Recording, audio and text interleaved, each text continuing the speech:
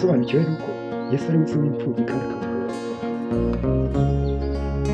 Nawe yakubera igisubizo mu gihe umwisunze. Ese nawe wari ubizi? Yesu ni se w'imfubyi akamugorora.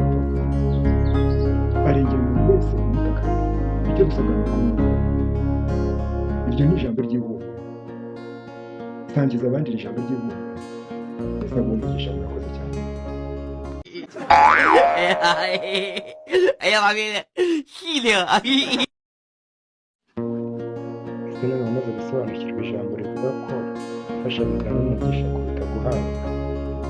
Gufasha bizana umugisha kuruta guhabwa, kandi iyo ufashije mugenzi wawe ubabaye, Imana irakureba igasubiza aho wabikuye.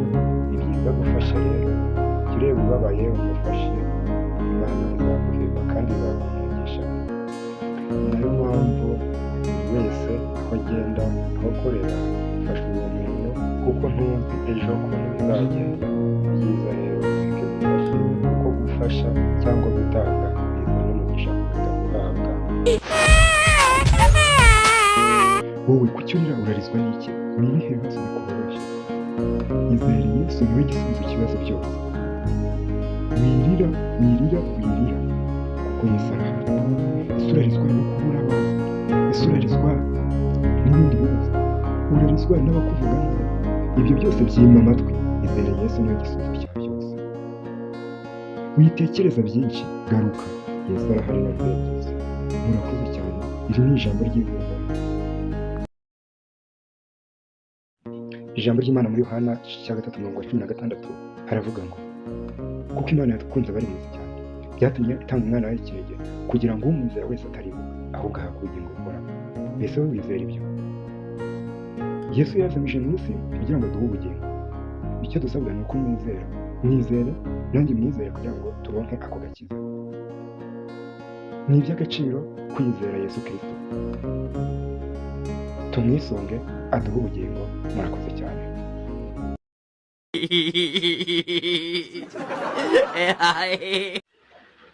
Naritegereje nsanga Imana ari urukundo. Ni nayo mpamvu utayikunda ntayizi, kuko Imana ni urukundo. Rero natwe bidusaba gukunda. Mu gihe ukunze mugenzi wawe uba ukunda n'Imana.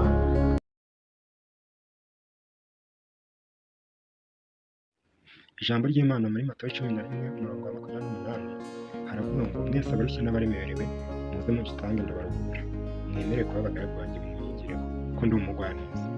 Bivuze ko Yesu yaje mu isi kugira ngo aruhure. Ni nayo mpamvu wowe ufite ibibazo, ibyago, uhangayitse, izere Yesu arakuruhura. Icyo gusaba ni ukumusanga kugira ngo akuruhure. Ni nayo mpamvu dukwiriye kwizera Yesu Kristo. Ibibazo twaba dufite, yaba iby'uburwayi, yaba ibindi bibazo by'amakimbirane, yaba intambara n'ibindi byago byose, Yesu iyo umusanze arakuruhura amahoro n'umutima. Icyo dusabwa ni ukumwizera. Mwizere, nanjye mwizere, kugira ngo tuzabone ubugingo buhoraho. Imana ishimwe cyane kugira ngo tubone umugisha wayo. Ndabakunda cyane.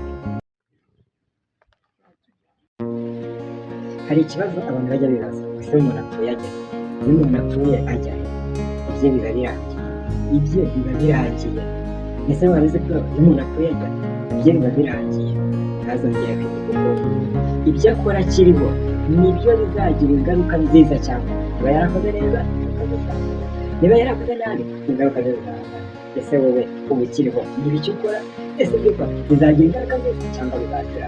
Reka dukore neza kugira ngo ibyo dukora bizasigaye amateka neza, abadukomokaho ndetse n'abandi, abavandimwe, inshuti bizabagireho amateka meza.